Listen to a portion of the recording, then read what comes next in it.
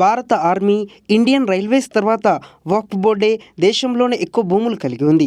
వక్ఫ్ సవరణ బిల్లును కేంద్ర మంత్రి కిరణ్ రిజిజు బుధవారం లోక్సభలో ప్రవేశపెట్టారు.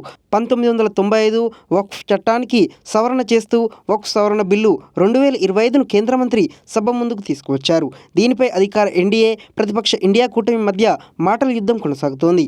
ఈ నేపథ్యంలో అసలు దేశంలో వక్ఫ్ బోర్డు పరిధిలో ఎన్ని ఆస్తులు ఉన్నాయి, అవి ఏ రాష్ట్రంలో ఉన్నాయనే ఆసక్తి నెలకొంది.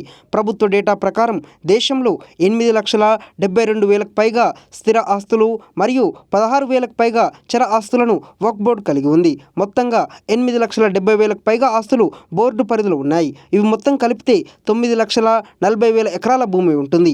అలాగే వీటి విలువ 1,20,000 కోట్ల రూపాయలకు పైగానే ఉంటుందని అంచనా. ఇకపోతే ఉత్తరప్రదేశ్ రాష్ట్రంలో వక్ఫ్ బోర్డు ఎక్కువ ఆస్తులను కలిగి ఉంది.